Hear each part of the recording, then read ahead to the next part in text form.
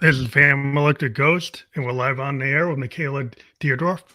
Did I say your name right, Deardorff? Yeah, yes. Um, so you're a feminist, musician, and fellow podcaster, and your podcast is PHILOSOshe. Mhm.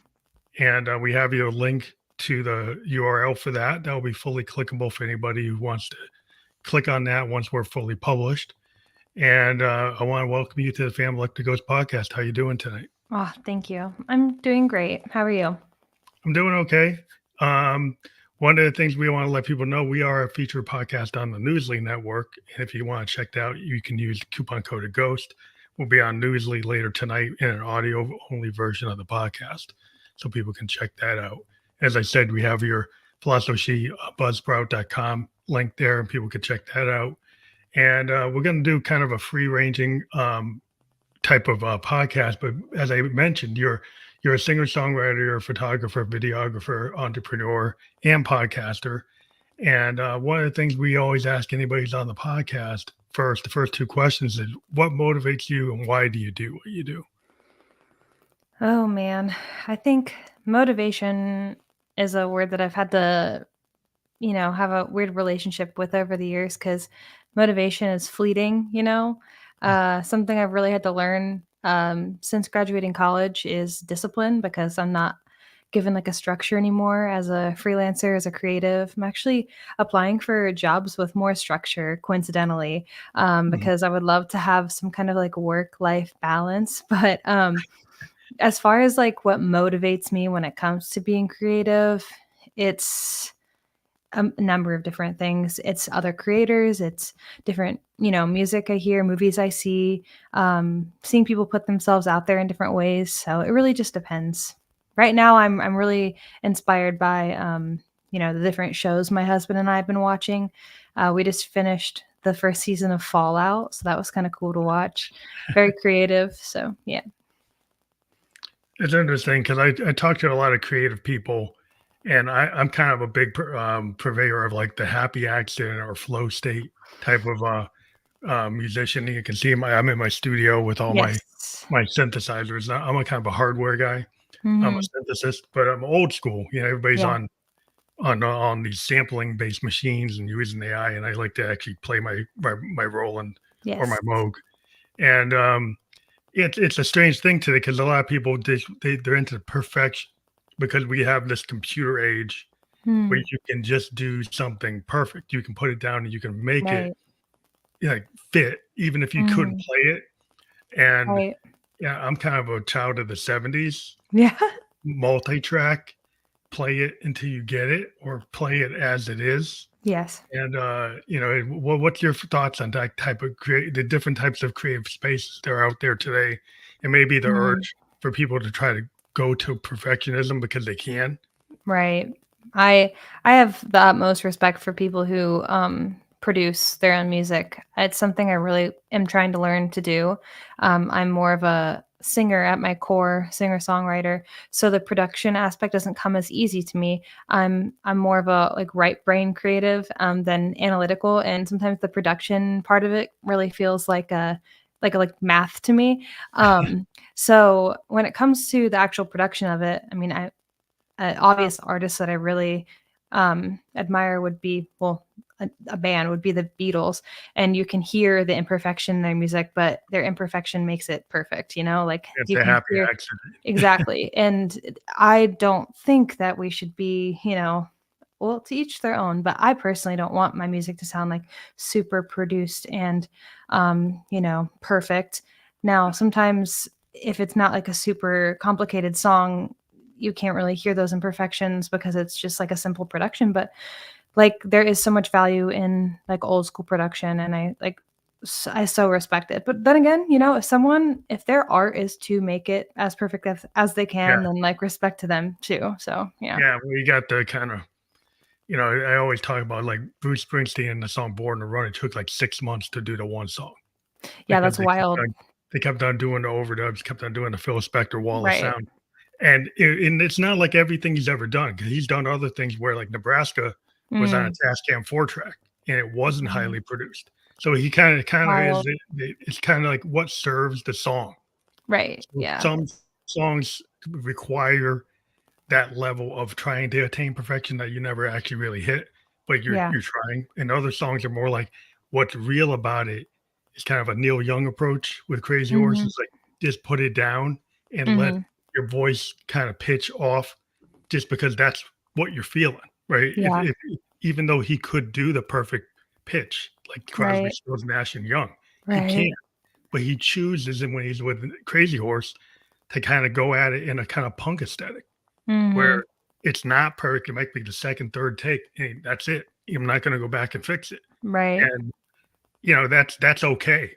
Mhm. And it's okay the other way too. But I think it's not like one or the other. I think the shades of gray. Yeah, I appreciate it all. I love it. But what made you want to get into podcasting? I'm kind of jump to that because I'm a podcaster and I'm a musician and I kind of fell into it. So I Mm. wonder what your podcast story is.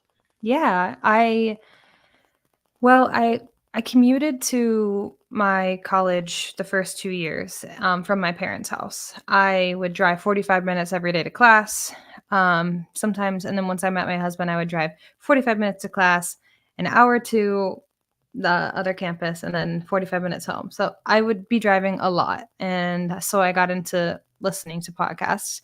I have a few favorites, such as like What We Said podcast, Ologies by Ali Ward. Um, a new one that I really like is We're Here to Help, and it's hosted by Jake Johnson and Gareth Reynolds. It's so funny. But just a podcast lover. But then also, I had this desire to, learn more once I graduated college. I was like, I'm not done learning. I can see the value in education even more now that I'm out of school, ironically. Could not appreciate it when I was in it. Didn't even like reading until I left college because if you're going to tell me what to read, like I don't want to read. But um I you know, I just saw the value in learning about humans and talking with humans and learning the connection. And I had a friend of mine who I used to do the podcast with. She's still my best friend. She's gonna go do her own creative endeavors with her writing and writing a book. But we started that our podcast together, PHILOSOshe, and we really wanted it to be built on just like feminism, pop culture, philosophy. Not philosophy in the sense of like we're studying philosophers every single episode. We do that, or I do that, but and even more so now in season 2 when it's just me. But just talking about life and talking about the human experience. Um, so I was like, yeah, could we do this? And we did it together and we haven't missed a week. And then when she bowed out and she started doing her own creative endeavors, I was like, I'm going to keep this going. And I didn't miss a week because I knew if I missed a week, I would never pick it back up again. But I'm grateful to have been doing this for like 2 years. Small following at this point still. It's not like my first priority when I wake up in the morning because, my freelance job making money is a little bit more important, but I would love for this someday to be some kind of job for me. It'd be so cool if it could be a full-time thing. But for now, if I can, reach one or two people and relate to them at the end of the day, then I mean that's amazing in itself. So That's, I mean, podcasting, I think, is such a great way to continue kind of education because, like, if you think oh yeah. about it, if you go to college and you're in that, in that auditorium or you're in that class, and the Hmm. professor, it's like that's that oral teaching method. It's like the oral Yes. transfer of knowledge. And Hmm. and when you're in a conversation where it's like two or people or three people live and you're actually communicating, it's a Mm. very good way to retain new new ideas or Right. how people perceive things. And Right. I saw that you mentioned sociology, and I was a sociology major at the college I went to, but That's cool. the study of human beings and how they act at the macrocosm and the microcosm level, Hmm. and the kind of Hmm. cross between. And there's so much like relevance today Yeah. to actually being able to talk about things that words matter. They Yeah. affect people. Act, and people, when they start to talk, they can realize the power of the words, and they can get into you know, Hmm. actually connecting with other people who maybe never heard that before, or didn't Right. understand it, or didn't know everybody felt the same way, Yep. and you can relate and like heal people. Yeah, relationships are so important, and I don't claim to be a, master of anything. I'm not a, a medical professional by any means, and I never claimed to be, but I want my podcast to be a space where I can ask questions that other people want to ask to professionals who do know, and also have those important conversations with regular everyday people who, are experiencing life. And I think the times where I struggle with my mental health the most are the times where I am isolated. We all went through the pandemic and we saw that took a huge toll on our mental health. And, when we were not around people, we don't we're not reminded that our experience is pretty normal and that people are also going through similar things. Not that anyone is invalidated because other people go through the same things, but to be reminded that you're not alone. Like, Yeah, stuff that's a real happens, and yeah. Mhm. it's important to to realize you're not just on an island Yeah, and you're the only one that's feeling that. I mean, that's singer exactly. songwriters that you've got the other side of it. Like that's what we do. I mean, a lot of times Mhm. as a songwriter, you talk about your condition and it applies to the human condition, and people Right. find some relevance in your story. Mhm. And then it connects and people see that sound painting in their mind every Yeah. time they hear it, and how they interpret your song is based on their own individual life. And you might have had a common theme, but Mhm. it's very individual to every person who hears the song. And so Mhm. it's the same kind of thing when you're on a podcast or you're talking to people in the community, like Yeah. how people, receive it is not always the same way. Right. You can find the parallels where there are things that are common, but Right. everybody's an individual. And it's cool to have that back and forth kind of conversation to understand Mhm. the human condition, at Mhm. some level. Not you're not going to know everything, but Mhm. try to learn every day as much as you can. Mhm. Yeah. But it's like in terms of focusing like on your topics, I saw that you like to have a variety of guests, and I've been kind of a person that does that. But in terms of like choosing your topics, like you wanted to focus on feminist issues, but do you talk to other people outside of that? Yeah, so let me as far as, guests I have on? Yeah. Yeah, so we talk about tons of different things. I have male and female guests, and non-binary guests. Basically, I just want to talk to everybody, but at the core, we're talking about, again, the human experience, feminism, philosophy. We just talked about friendship in one of our episodes. We talked about intergenerational friendships in another episode, and just talking about how America as a whole, really needs to heal our family structures, because as a whole, each structure that goes up from there is a family structure, and how America just needs therapy because we're all That's just wonderful. screwed up. Yes. um, we've talked Codependent about dysfunction. yeah, yeah, we've talked about all different things.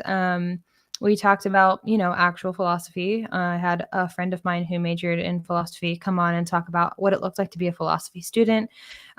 We've talked about I talked with Dr. Eric Fitzmadrud about his experience being a um, therapist who specializes in sex and sex education and relationship experience. And he talks specifically on how, how men are in relationships and how men can be more pro women and how we all need women.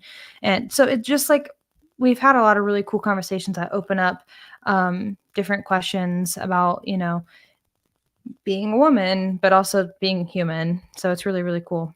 It seems today. I mean, I was just looking at a kind of issue with like some of the social media, or even like in the comic book industry, right? If you think Mm. about comic book fans, a lot of comic book fans are kind of very narrow minded in terms of like when they see female leads in like Marvel movies, Oh, mhm, they just immediately like they don't like it, and they'll mhm, just like destroy a movie before it even comes out.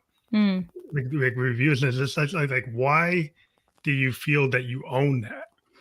Why mm, can't other people be in the fantasy genre? Like, why can't you have open it up so there's not just one type of archetype? mm. And Yeah, it seems like in sometimes in science fiction or fantasy comic books, there's a certain type of fan that's like does not want to see diversity in characters. The new Star mm, Wars TV show, people are like, Hmm. slamming it because it's not a Luke Skywalker. I'm like, Right. why does it have to be a Luke all the time? Right. I mean, I think it really comes down to a lot of people who are upset about seeing women in lead roles, and especially in a male dominated, realm. I think a lot of it really does come from like insecurity from Mm, those people. Cause I mean, we all matter. We all need to make the world go round. But yeah, women are, you know, always sexualized in those roles too. And, if someone can't like if someone isn't like attracted to a woman in a role, they can be written off. Whereas on the flip side, if it's a male that maybe isn't the, cookie cutter hot guy, like nobody cares. But we hold women to such a high standard, as well as when women are aging as well. Like we will call older guy like a silver fox, or like, you know, zaddy or whatever. But when a woman gets older, it's like, oh, she's aging out. She only has a couple years left in her prime. I mean, it's yeah, obvious around our culture how totally. we treat women, and that needs to change. And I have so many amazing men in my life who value women, and I know that it's um, a real thing to have like good men. My husband is incredible. It's a He's so challenge. supportive. Yeah, and they do exist, but that it's rare. But it seems like there's so much insecurity, Mm, and in terms of like they feel like their vision of the world's being challenged, mhm, and they can't understand, like, I have a daughter, and my daughter is mhm, is an illustrator, and mm, and she's into graphic arts, and she does a lot of female-centered characters, yeah, and if she puts them out there, you get these fan people mhm, immediately because she's pushing female-centered characters, and when they don't mhm, like, and yep, he's found different arenas to go mhm, into, diversity initiatives, yeah, and people, kind of feminist leading illustrator or right, fancy type of artist. But it's like why can't you be accepted? Like why can't somebody watch Star Trek? They saw Uhura back in mm, the old days, and that was Gene Roddenberry. That was radical to right, have Uhura out there because that's not what people expected, you know. mhm, And it's like easier to not to give them what they expect. It's mhm, harder to give them what they don't expect. right, right. And I mean, when I introduce myself to people, I'm obviously not saying like, "Hi, I'm Micayla, I'm a feminist." Like, it's I think the word feminist has a lot of negative connotations, but really, Mhm. if you believe that men and women should have equal rights, then you're a feminist. There's radical feminism, and that's not what I'm talking about here. I'm talking Yeah, about just the basic, men and women humanity. should be treated equally and have basic rights. And it's interesting, it really, really, really does break down to an insecurity. People who aren't, comfortable, or men who aren't comfortable in their masculinity, tend to be the ones who feel the most threatened, because they think that their masculinity is threatened by someone else being feminine, but that's just not true. It's usually those people who are, yeah, the most insecure. But anyways, that's a whole, rabbit hole, but it is very evident in the entertainment industry, especially in, the male dominated parts of it, such as, comics, superheroes. So, yeah. Even to me, like hip hop culture, Mm. there's a lot of female hip hop artists now that are Mhm. taking the lead, but there's so much misogyny in Oh, so hip much misogyny, yeah. and Mhm. and and a lot of the hip hop, and it's like doesn't have to be that way because I kind of grew up with the old school, like actually Yeah. crafting a rhyme that wasn't Mhm. misogynistic, that actually had some wit Right. to it. It's kind of Mhm. like Bob Dylan level wit, Right. like Mhm. why don't you go back to something that actually takes effort and skill and Mhm. actually, you know, you have to think about it. You have to construct a rhyme that's relevant Right. rather than something that's just bombastic, that's Yeah. just designed to, you know, trigger people. And it was like, Right. it's like, this seems like people go for the common denominator, the lowest Mm. common denominator to get where they want to go to the number of views or listens Mhm. without considering, the impact. Yeah. Clickbait. Yeah, so we live in a clickbait world, but it's, Mhm. I always tell people, like, if you think about it, you get 1,000,000 views, but there are people who've gotten less than, those big view numbers, that if you actually reach the right person, Mm. you can have an opportunity. So it's not Right. always about the numbers. It's like sometimes if your post hits the right person, it can have a cascading effect, and then you end up getting pinged by that person. You get to work on something. And so the Mhm. numbers don't actually represent the potential opportunity Right. of, like, you being scared to put out an idea because you think, oh, no Mhm. one's going to get it, or it's too vulnerable, Right. or you're scared of the haters. But if you put it out there, then you might find out that there are other people who Right. respond to it. Yeah. I think that if we just try to be good at our core, we'll eventually somehow be rewarded for it. Hopefully. But it's hard. It's like you said, you have to show up. Like, you kept Mhm. on going with your podcast. Yeah. Um, it's kind of like my story. I started my podcast back in 2016. A guy named Rock Tunes brought me in, and he interviewed me, and then we liked each other so much we did a Mhm. podcast for 6 months together. Mhm. Then he kind of left, and I kept it going. Mhm. And then I still been doing it, Yeah. but it's kind of like I felt like it was important to give voices, give a voice to people like emerging and independent artists, or people who were Right. saying something that I thought was interesting, Mhm. and it needed to get heard. Mm. And I think that's what's great about the podcast world is the fact that you can be out here and talk in a long form way. Right. That's not like just the 15 seconds, 30 seconds, 90-second little bait, click bait we were Yeah. talking about. Yeah, really. Yeah. So in terms of I guess looking in your background and asking some questions, like, what made you want to get into philosophy? Like, why is that a topic you feel is like relevant today? There are a lot of people, like, they go to school and they want to learn something like, banking, insurance, medicine. Philosophy Mm. is like, what do you want that for? What do you like? What was your motivation? Mhm. Yeah.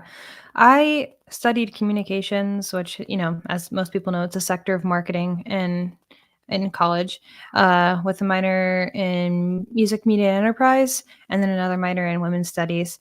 And I was satisfied with that. I was happy I went to college. I don't think college is, the most important thing for some people. Obviously, if you're going to be a doctor or teacher, you need to go to college. But is it necessary for everyone? No. But I'm glad I went. I'm proud of myself for pushing through. And I left college, and like I said earlier, like I was kind of sad because after a year went by, and I'm like, whew, so relieved I'm not in school anymore. But then I wanted more, and it was around the time that I had decided to leave organized religion. I grew up very, very, very religious in the Christian church, evangelical sector. And I have nothing against like people who want to practice organized religion. My family is still very religious, totally fine. But I just didn't agree with some of the stuff, specifically around LGBTQ rights Mhm. and, the way that women are viewed and treated in those circles. So I left the church, and my husband had the same feelings. And, we're navigating that together and navigating how our relationships looked with like our friends and family. And, I, when you take a step back from the structure you have been, you know, put in your entire life, the conditioning you've been given, uh, you're breaking down your entire belief system. And with philosophy, I started like just asking deeper questions, and I realized that what I was thinking about was philosophy. And it's ironic because in high school I had dated someone who ended up going to college and studying philosophy. And when I was super religious, I was like, "Ooh, that's really weird and like liberal and oh, like what the heck?" And it's just ironic that I now have a philosophy You're drawn to podcast. it. Mhm. Yeah. So, but like I think philosophy is great for anyone, but especially if someone's looking for another kind But of it really yeah, dives into the meaning of life. I mean, yeah, a little yeah, structure and yeah. Mhm. I remember, I mean, I took some courses on Camus and Sartre, and Mhm. people talking like the question, "Oh, if the tree falls in the forest, do you know it? Do you hear it or not hear it?" Right, is But a chair but a chair? Yeah. but the whole idea of like looking at life through different lenses Mhm. and looking at like words and concepts from different perspectives and kind of open yourself up to like a wider kind of expansive Right. view of things. And it tends to be like if you think about it, like any group that is like, well, I believe in freedom for me, but Mm, freedom for me suppresses the freedom of other people. It's like, well, what kind of freedom is that? right. Yeah, So those you have hard to questions. you have to Mhm. ask harder questions. Like, is your freedom so valuable that it takes away Right. freedom from other people? Right. And is that a valid like thing for society? It's a Mhm. societal question. You can argue it. You can Mhm. make like pro and con. You can start talking about it. It's just when people take actions, Right. then you have to consider it's like, well, these actions, if they harm larger number of people, you have to consider like what's the validity of these actions in What's these beliefs. moral? Yeah. Yeah, you have to start, and there's some ideas like, oh, is there morality Right. or not? It's like, what's it based on? Is it And what based I've found is, when growing up in religion, in my experience, I found that a lot of people want to make it black or white. But Yeah, in reality, life is the gray area. And right. not that you shouldn't have any strong values or opinions, but, a lot of times there isn't a black or white answer. It does need to be kind of, left up for interpretation because there's so many different circumstances and like everything is so subjective, and that's where philosophy comes in, because with like really hard issues that we're facing in our government right now, like it oftentimes get thrown on like uh a pendulum of, is it left Yes or or no, right, yes or yes, no, red or left, right, yeah, black, white. red or blue. Yeah, yeah, yeah, literally. It's sad because it's like we're not looking at things circumstance by circumstance. It's just like we're slapping a label on it. Americans love labels, right? Like we love to label things and like have like a stark It can be answer, very, but yeah, it's so mhm, destructive because like there's a wide, you know, if you look at the world, there's all these different colors, right? There's all these different like right. values to the colors, right? And the different grades, like between black and white, between Yeah, like the whole spectrum. And when you say there's only red and blue, there's only black and white. right, And right. then there's so many things in between. And then what happens is like Mhm. people are invalidated, you Oh, know, yeah. people, concepts are invalidated, words are invalidated. And Mhm. so that becomes so dynamic, the resistance between like X and Y and north and south, and like it's too it actually creates too much I don't know, conflict. It Yeah, actually is the recipe for conflict yeah, versus the recipe for actually pulling together, the opposite of like trying to actually pull together as a nation and go to the moon. Pull exactly. together as a nation, get rid of Mhm. cancer. Pull together as a nation, give people everybody the right to vote. And then it's like, oh, take away this because it's going to hurt me. Take away this from them. It tends to be the new thing. Right. I gotta suppress this because it offends me. And it kinda comes back to that whole, I mean, our country is built on, hyper masculine patriarchal values, and a lot of those things, these issues that we're dealing with come back to people being insecure and feeling threatened. Because when you feel threatened, then you're gonna wanna, make sure that Well, you're then, yeah, comfortable and numbers yeah, threaten. When you see numbers that say maybe you're going to be outnumbered, right. but does that mean that you're being not listened to? Right? People just automatically jump from 0 to 100. Mhm. And then they said, "Well, this is a threat." And it's kinda Right. like that, they wanna stay safe. It's kinda like the Mhm. human nature is to stay safe. And for the Yeah. person who's very insecure, to stay safe, they wanna put up barriers, they wanna put up walls, they wanna put up Mhm. rules to stay safe because they feel threatened by what? X. They get threatened by Y. They get threatened by what? They come up with whatever they're threatened by. Yeah. And instead of talking about it, they just immediately act on it. Exactly. Mhm. And, they say everybody is living in a world that's very, it's hard today because so many things happening. You got climate change, you got the political, change in the world. Things Mhm. are getting more kind of politically volatile across the Mhm. planet. you know, Mhm. all over the planet, and because of resources being drained and people Right. have their roles shifted, concepts shifted. It's Mhm. threatening to certain people who had a certain position over time. And you Right. can understand that, but it's like at some point you have to, push back and say, what do you believe as a Right. as a citizen of the world? Mhm. You And gotta have it's impact. dicey and there's a lot of really bad things going on and people just being treated so horribly and it's not okay. But despite, everything going on in the world and, all the bad things we see in the media, because there are so many, I really do think that we are on a better trajectory. Because at the core of like human desire, we all do want to just like better humanity. And so I do believe that we are seeing a positive impact as we like, grow and evolve as a species. I think that, even just looking at my generation versus my parents' generation, like my generation's a little more open to therapy and, accepting other people if they're different than Yeah. you. And, there are things that I've seen like we are progressing on and just like little changes here and there. So I do have hope. And I don't ever want to be just like super negative about the world. I think I But I think there's do, always hope.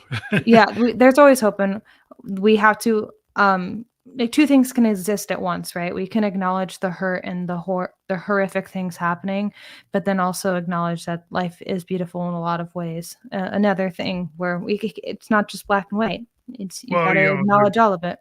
if you look at the arc of history, it tends to go toward like justice, and Mhm. you can have kind of peaks and valleys, Yeah. and you can have kind of retrenchment.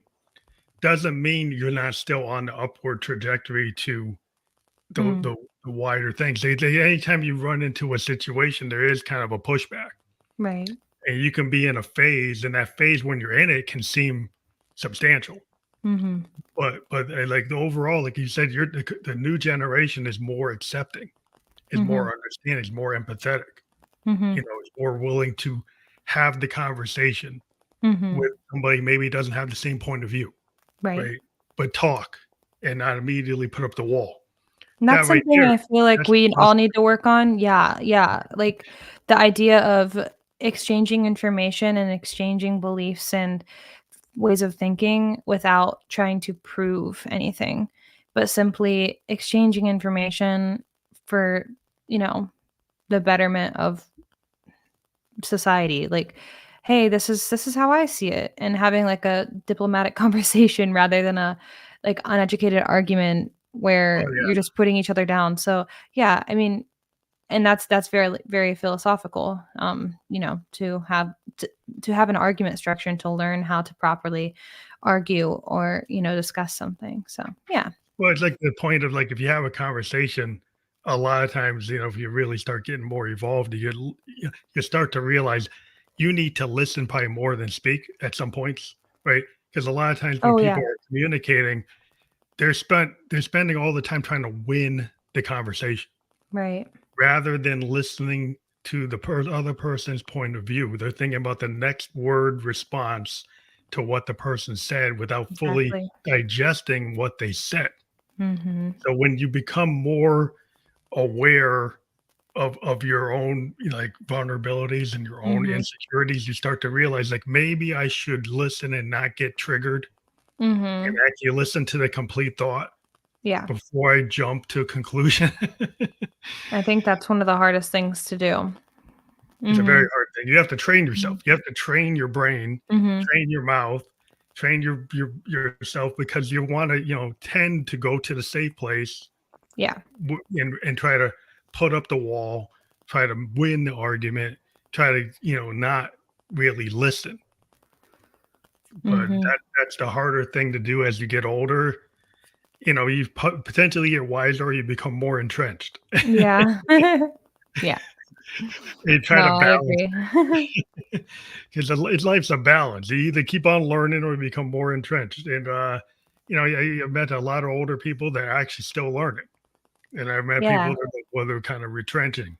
And Yeah, I so it think we depends should on, always keep learning. We should always, if we're comfortable and we're, stagnant, I don't think that that's very helpful. I think I don't remember who said this. It was some like actor or actress, and someone asked if they still got nervous when they performed or something on the lines of that. And they said, "Yeah, I still get nervous. If I'm not nervous, then I need to stop doing what I'm doing." And yeah, I liked that because yeah, I feel like when we start getting really comfortable with anything, it's probably a sign that we need to move on. Because I've said so many times on our podcast, and this is not an original thought by any means, but when we stop, well, growth comes from uncomfortability and being in weird positions and trying things that maybe don't feel like 100% right, but and putting ourselves out there and failing and you know yeah. yeah. Well, I mean, there's a old well, I was watching this statement from David Bowie, Hmm. and basically he said, "As an artist, I love to tread water." And people said, Hmm. "What do you mean?" He's like, "I like to put myself in positions where I'm not comfortable, Hmm. right? Like Yeah. I could totally master something, and in the next project, I'll go to something I don't know anything about." Right. Like we went from Ziggy Stardust to he worked with Luther Vandross. The Hmm. Luther Vandross could sing better than he could technically, right? Right. Right. And put himself in a situation where he's actually with a singer that sings better than him Right. to actually learn something about how to sing American soul music. Mhm. And then he recreated that song, the American, and Mhm. and he was singing that, and he would do that, he put himself with Stevie Ray Vaughan, who's a better guitar player than anything he Mhm. could. He would put himself into situations where he wasn't the best at what and some people are afraid of that. Mm. Some people never want to put themselves in a room with somebody's way better than them That's and learn humbling, it yeah. as a teaching experience. And to me, I was like, that's really core to how Mhm. you can, you don't have to be David Bowie, but you can take that nugget Mhm. and things like there's nothing wrong with putting yourself in a little discomfort to gain knowledge or to gain experience. Yeah. Agreed. Mhm. But, like, I think you had mentioned, at the beginning, like, ADHD and how it Mhm. affects your life, and you've mentioned, like, is doing the podcast actually help, or being in routines that how does that help with your ADHD? So, I think there's a common misconception around ADHD that it's like the image that comes to mind is a little boy sitting in class getting distracted by a squirrel outside. But it's a neurological disorder that affects a lot of people. I don't have the exact statistics, but I would venture to say it affects probably like 40 to 50% of our population, and a lot of people just don't know they have ADHD. Mhm. But I was diagnosed as a child, was told I had ADHD, but I didn't really understand the full effect of that until I reached my 20s. And I was really struggling. And all the things I was struggling with were classic ADHD like symptoms, like chronic procrastination, feeling of doom when I like am in like the state of paralysis and can't get anything done because my day didn't start the certain way that I thought it should or something, or hyperfixating on tasks once I start them, which is a good ADHD trait that I like. Uh, Sometimes it takes a second to get started on something, but once I am in that hyperfixation zone, I can go for hours on the task at hand. But a podcast that really, really helped me and opened my eyes was this podcast called ADHD for Smartass Women, hosted by Tracy Otsuka. And it's available wherever you get your podcasts. And she just starts her podcast at the beginning of her ADHD journey, which is when her son got diagnosed with ADHD. And she started hearing all of his symptoms and thinking, oh, I have ADHD, but it's extremely understudied in women. So oftentimes we get overlooked because our symptoms don't always present the same way as men Right. or young boys. And a lot of people think it's something you grow out of, but it's not. It's, like I said, it's a neurological disorder. And I don't like using the word disorder either, because to me it's like a lot of ways my superpower. Yeah. I like how my ADHD brain thinks, because it often leads to, a lot more creative people. A lot of creatives have ADHD or Yeah. autism. And I think that's, again, it can be used as a superpower if you know how to, counteract the negative parts of it, because there are a lot of positives. Pardon me, one of my dogs is barking, but Yeah, I have seen it as like the secret sauce of a life. Being a producer, I yeah. work with a lot of creative people, and I have noticed Mhm. that there's a lot of autism, a lot of ADHD. Yeah. There's, artists have a lot of these things that people might think are detriments, but it's actually Mhm. part Yeah. of their talent. Like they learned how to integrate it and have that Yeah. focus. Like I've met a lot of artists, they can be kind of scattered, and then when they get onto something, they're just totally on it. And Mhm. then they're just on it for like so like diving into it, and Oh, they yeah, find locked in. they get locked in and they find it. I'm like, wow. Mhm. And then Mhm. sometimes it's like the journey as your producer is like, well, I got to get them to that. But it's Right. not, and I can't always figure out how to get them to that because it's Mhm. like I don't know their pattern and I don't know what's doing it. I have to try to understand, right? Right. And you have to try to get empathy and understand. It's like it's not going to be just like an A B C structure. And for some people, it's Mhm. not always the same thing. Mhm.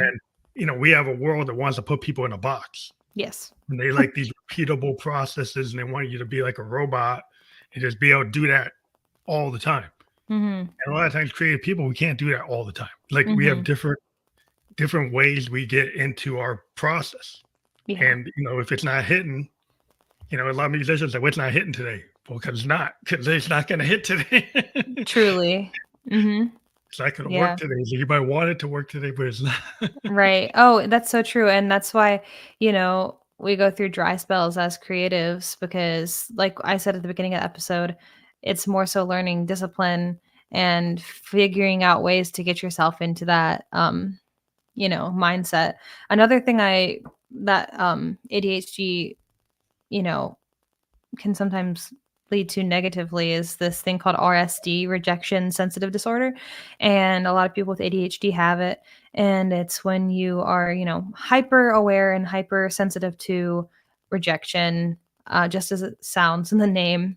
And that can, pose a huge threat as a creative, as an artist trying to put yourself out there, because the fear of rejection, for a regular person is, huge. But for someone who like literally has like part of their disorder, it can be really hard. And the negative self-talk can be one of the biggest deterrents for getting into that creative space, because, I could have a cool idea, but I could immediately shoot myself down and be like, no, that's dumb. Like nobody's going to care. Like Nobody's going to imposter listen. Like, syndrome. yeah, Kind of like, like imposter yep. syndrome, right? Imposter syndrome is, yeah, exactly. Exactly. Yeah, 'cause I see that with art, man. I could go to, Hmm. I see a painter, go to Hmm. his loft, got like 100 paintings in his loft, and I like, these are all brilliant. Hmm. And he's like, I'm not ready. I'm like, these aren't in the gallery. He's like, I'm not ready. Cause they just, somebody might have said one thing and it Right. just triggered them. And they're like, oh, yeah, this stuff is not ready. It's not good. Or they even themselves, they're self imposter types. Like, it's not brilliant enough. And then they prevent themselves from actualizing because Hmm. they just, it's kind of the heart of being an artist. You have to be vulnerable and authentic. Hmm. You have to kind of get over that negative feedback that comes in because everybody's, not everybody's going to like it. Like Right. most of the time when you're doing something really innovative, the first time you show it, people like, they don't like it. I mean, Right. it's like you go over all the, Bob Dylan, first time he went electric, they started booing him. Hmm. And the one thing I love about the tape I have, he basically, they said they called him a Judas, and they said to get off stage, and he said, I don't believe you. And he kept Hmm. on playing for another hour Mm. in a totally different way than he had been playing. He had been doing folk music, and he switched to an electric band, Right. and he had like total rejection. Right. Total, most artists would just like left 5 minutes after that, like rejection. They would have just left, and he It's didn't leave. wild. He stayed. And the weird thing, that's 66, and by 1972, that style was filling stadiums. But in Right. '66, he was ahead of the curve, and people didn't know what to think about that. It was like, "What Mhm. is this?" But sometimes, like, you're on that kind of spectrum where you're ahead of the curve, Mhm. and if you let that self-doubt and imposter syndrome stop you, you'll never get to the public, and nobody will ever hear it, nobody Mm. will ever see it. Well, the beginning's the hardest part, and I'm still very much so in the beginning. Um, you know, I released some music in 2018, 2019, and then 2020, and I haven't since, and I'm releasing a new song probably within the next month or 2. And, I'm excited about it. Yeah, thanks. I'm excited about it, but at the same time, it's like one of the songs I wrote when I was younger that I kind of just want to get out of my system. And then I have some more, songs planned that are more like my adult psyche, if that makes sense. But Mhm. um, what I was gonna say is a perfect example. Two artists that come to mind that are very similar are Lady Gaga when she first started out, and Chappell Roan. Lady Gaga obviously has been doing this for a long time. Chappell Roan has been doing this for a long time, but has just now gained popularity. She's 26. Lady Gaga is in her late 30s, I believe. So makes sense timeline wise. But there's videos of both of them and lots of artists, but these two in particular that I'm thinking of because they're both very like Eccentric. eccentric, Yeah. Yeah.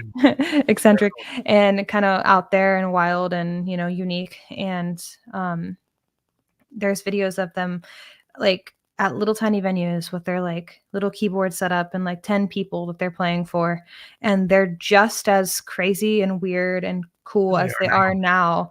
And I just think about how much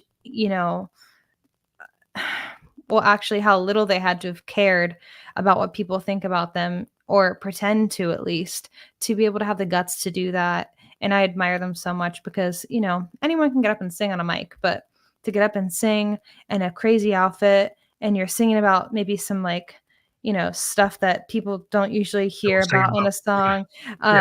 Yeah. Especially Lady Gaga because she did She this in a pushes. time where it was like really out there.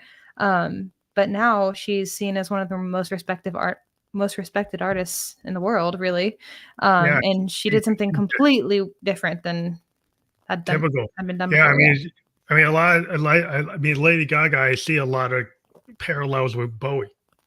Oh 'Cause yeah. Yep. Bowie, Mhm. when he first hit the scene in, like, Yep. 65, Huge 66, parallels. he came out, like, wearing a Beatles kind of suit with a tie. Mhm. No Mhm. crazy hair, no costumes or anything. Came out as David Jones, Right. instead of Bowie. Uh-huh. Didn't work. I've got, like, videos of him doing it, and it's just as good as Mhm. the Ziggy stuff. It's just as good as his Thin White Duke, his Lad and Say. It's just as good as Exactly. any of it. But he was doing it, but he didn't have the theater. And then he kind of took it and said, "Well, you know what? I like theater. What if I Mhm. bring theater into this?" He created a character. So he just became like a method actor Mhm. on stage as a musician. Right. And I think Lady Gaga took the idea. It's a common Mhm. idea in music that a lot of people do that. They become like their stage self. Right. And then they change their stage self. I mean, Prince used to do it. He used to become a Right. character for every Right. album. And when you do that, you have some separation from who you really are. Right. And in parts of that, is you. Part of that is you. I mean, you're projecting kind of a piece of you, but Yeah. you amplify all this other stuff for this kind of theater. And it's somehow it gives you some separation Yeah, I when you would do love it. to find that for myself, like, I'd love to find some kind of character to become, like, fast forward to today, I was just talking about Chaperone.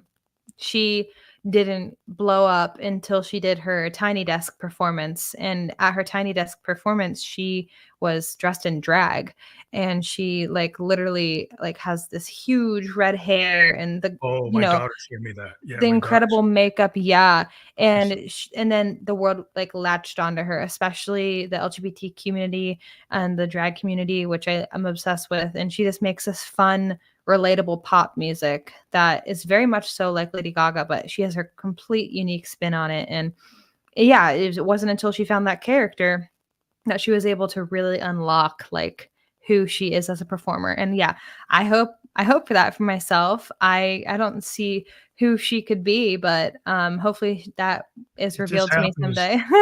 Sometimes it just happens. It's like in terms of my music, I created a character Mhm. when I first showed up, and it became a kind of female version of myself called Mhm. Josephine Electric, Oh, and I cool, used to yeah. wear this kind of phantom mask. It was like a ghost, right? So I'm like, Incredible. and then when I played in New York, and nobody could see my face, but they see this like phantom mask and this LED outfit, and Mhm. because I could shift voices, because I had this technology like vocoders that can pitch shift in real Mhm. time. And so I could change to this like female voice character that I wrote songs for, that I realized that when I Ah. found that character, Mhm. it kind of increased my confidence. I actually wasn't confident in my male Mhm. voice. And so Mhm. when I presented this other character, I got more confident. And eventually I Mhm. learned how to use my male voice. But it's just like sometimes you have to find something, and I found this kind of female part of myself that I Right. wrote as a songwriter. And I was like, what if I write these songs that I would send to it like a woman to sing? What if I Mhm. sang them in this female pitched voice? Mhm. And then I found this way to do it. And it made me separated from like other people, because other Yeah. people weren't doing that at all, Yeah. like at the time. But sometimes you can find something that's like, it was kind of part of what I was doing anyway. I was writing Mhm. in a style, and I was like giving it to other people, and I was like, "What if I actually sing it myself?" Mhm. You know, and You never know what happens. yeah, yeah, and I it's so funny you say that because I think the reason we do that is not only I'm not saying, like, the reason Lady Gaga and Chapel and, David Bowie do this is because of this, but I think a lot of the reason it's easier to show up as somebody else is because then you're not personally threatened when there's haters. There's gonna be inevitably people who don't like what you're doing. And I think it's probably easier to separate when you can have 2 different personas and be like, it's okay, that's who cares what they say?" Like, that's Yeah, my character, gives you and it gives yeah. you the protection. It kinda gives you that Right. protection that you need for the self. You need to protect that your id and super ego. And if you felt like, well, that wasn't me, that was Josephine, or that was Z. That was Right. Aladdin Sane. That's like other Gaga. That's like who she presents. And then she can go out and walk out, and nobody even knows that's her, because she looks totally different than she did on stage. You can Right. sit in the audience and nobody even knows it's you, right? Mhm. So you be on stage and come sneak into the audience, and it's like, oh, you don't even know it's the same person. And there's artists that would do that just Right. to see what would happen. Mhm. Um, and I think it does give you, like you said, the separation. And the thing is, like, you can kind of put yourself in a mind frame. Mhm. I was talking to a guy who was like, he's like a life coach. And he said he kind of puts himself into a character when he Mm. does his like TED Talks and stuff. And I'm like, wow, Mhm. yeah, you can see that, because is that really that our speech? Is that really like your Your dinner table cadence, yeah. talk, or is Uh-huh. that how you talk when you're on a stage? Right. Because this Yeah. tends to be how you can get it over. I'd love to hear, like, a psychologist's take on this and, like, self-preservation, because it really is a mind trick, right? Like, it's all in our minds because imagine if everyone could just radically be themselves and show up exactly how they want to. How crazy would our world be, right? But it's definitely all in our heads, and confidence is in our heads, and, insecurity, it's all like it's all just like something we tell ourselves and our negative self-talk. And yeah, I'd love to hear like somebody's thoughts on that, like who studies human behavior on a daily basis. It's wild. Yeah, because over time, eventually, like, you might do that to get there, and then eventually your true, like, self shows up. You do Well, an Lady interview. Gaga, I mean, Yeah, and now if you she's an look at actor. She's yeah, a if you media look at actor. when came when they came out with A Star Is Born, I think that was the first time, like, obviously she wasn't playing herself in the movie, but it was the first time we could see, like, Stephanie, you Yeah, know? It was the first time we could see, like, not the her project yeah, Gaga, her with no makeup on and, like, raw, and I think that people, heavily disrespected her and did not appreciate her at the beginning of her career. But, like, she's a classically trained performer with yeah, she's brilliant. incredible credentials, and she's insanely talented, and I'm just so glad that she's finally getting her flowers, so people can see, like, how incredible she is and everything she's done for the LGBT community and, so many different, oppressed communities, and, she's just so cool. So, Well, yeah. it's important to be able to speak like that and not have the fear. because Mhm. because some people will get out there and they'll just say, well, that's going to mess up my market share. Right. Like so they'll then they won't really be an advocate for anything. They won't, and so to me, it's important Mm. when you see an artist that's willing to kind of bear that, assault from certain people. They will say, you should. There's this thing of like, oh, you should only be an actor. You shouldn't have cause. You should just be an athlete. You shouldn't say anything. Like you should only do one thing. Is any human Mhm. being just one thing? Right. Not really, but you want to make them that one thing that Right. you approve of, and you don't Right. want to hear that they might believe in this or they might believe in that or they might Right. support this. Well, they're a human being. Why can't they do that? Mhm. You Yeah, want them at to the be. end of the day, it's wild that people have so many opinions and care so much about, whether, boys wear dresses or not, because we're all just on this floating rock in this huge universe and nothing really matters. And it's wild that we sit and, you know, try to tell other people what to do and what to wear, where Yeah, when it's it's just all like just the social constructs that we've made up. yeah. Everything's made up. Well, I mean, human beings. If you go back and you cycle it through a couple, 1,000 years, you go in like men were wearing things that you would think are Yeah, dresses, right? You go to exactly. indigenous cultures, like what are you talking about? It's like this Exactly. this is not necessarily female or male. It's just like this is a human dress, and you've Exactly. now put this label on it because that's where your Mhm. head is now. Mhm. 1,000 years ago, it wasn't there. Right. So it's like if you, it's a matter of the context and understanding, like where you are, um, and not really caring. Like if you start to you know give up that power that somehow you want to control so Mhm. much. And it's a lot of it is like you're Yeah. so scared of being out of control that you're trying to control things you really can't control. Yep. Um, and Exactly. it's a paradox. How do you deal with that? Literally. You ponder it in philosophy. That's what you do. That's cool that your podcast that you do that that you have this wide ranging because one of the things that's interesting. I was told a couple of times like, oh, you have a very narrow focus on your podcast. You should only do like X. I'm like, really? Mm, Because it's like if I feel like taking on something or doing something or talking to somebody, why can't I can only be in this format? Because right. we're so segmented. Even from Mhm. like marketing, people want to say, well, I want to know that you're like this. I'm like, but I can't tell you that I'm like that because I might not be like that tomorrow. Right. Yeah, we're always evolving. Mhm. You Yeah. should have the freedom to evolve. Yeah, exactly.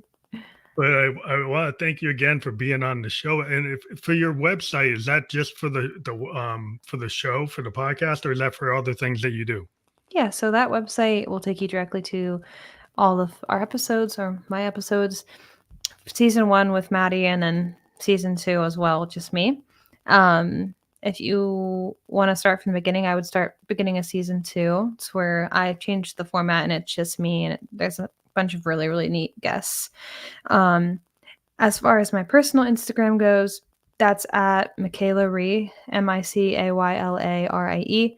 That's where you can find, you know, my personal posts, but also um, that's my artist name. So you can find me at Micayla Ree on Apple and Spotify. I'll be releasing a new song soon called Dandelion.